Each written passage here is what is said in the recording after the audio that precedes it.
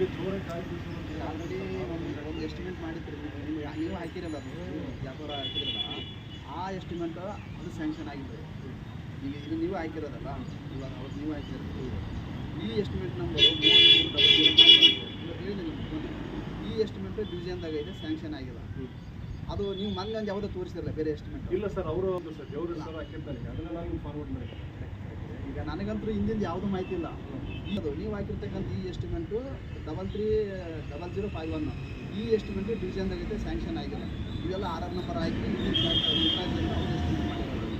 ನಿಮ್ಮ ಪ್ರಕಾರ ಅಂದರೆ ಅದು 20 ಎಷ್ಟೈತಲ್ಲ ಅದು ಇನ್ನೊಂದು ಎಸ್ಟಿಮೇಟ್ 2005 ಹಾಂ, ಅದು ಸ್ಯಾಂಕ್ಷನ್ ಆಗಿರೋದು. ಏನು ಆದರೂ ಕಮ್ಮಿ ಇದ್ದಾರೋ ಏನೋ, ನಿಮ್ಗೇನು ಮನೆಗೆ ಕೊಟ್ಟೆ ಅದು ನಾನು ಯಾವ್ದಾರು ಒಂದು ವರ್ಕ್ ಆರ್ಡರ್ ಮಾಡಿ ಸರ್ ಭಾಳ ಹಂಗೇನು ಅದೇ ಇದು ಬೇಕಂತ ಈಗ ನೀವು ಇಷ್ಟು ನಾವು 34-36 ನಂಬರ್ ಬರ್ಕೊಂಬಂದಿವಿ ಆಲ್ರೆಡಿ ನಾವು ಮೇಲಧಿಕಾರಿಗಳು. ಯಾಕಂದ್ರೆ ಆಲ್ರೆಡಿ AW ಸಾಹೇಬ್ರನ್ನು ಕಾಂಟ್ಯಾಕ್ಟ್ ಮಾಡಿದ್ರು ಸರ್ ನಾವು. ಅವರು ಸರಿ ಭರವಸೆ ಮೂಲಕ ನಮ್ಮ ಕೆಲಸ ಕಡೆ ಮುಂದುವರಿದೆ.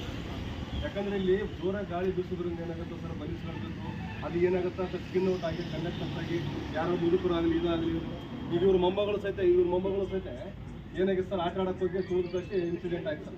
ಸೊ ಮತ್ತೆ ಅದು ಫಸ್ಟ್ ಏಡ್ ಕೊಟ್ಟು ಹಾಸ್ಪಿಟ್ಲಿಗೆಲ್ಲ ಇದು ವ್ಯವಸ್ಥೆ ಮಾಡ್ಕೊಂಡಿದ್ದಾರೆ. ಸೊ ಮುಂದೊಂದು ದಿನ ಏನಾದರೂ ಅನಾಹುತಗಳಾಗಂದ್ರೆ ಅದು ಮುಂದೆ ಪ್ರಾಬ್ಲಮ್ ಸಾಲ್ವ್ ಈಗಲೇ ಮಾಡ್ಕೊಂಡ್ಬಿಡೋದು ನನ್ನ ಉದ್ದೇಶ.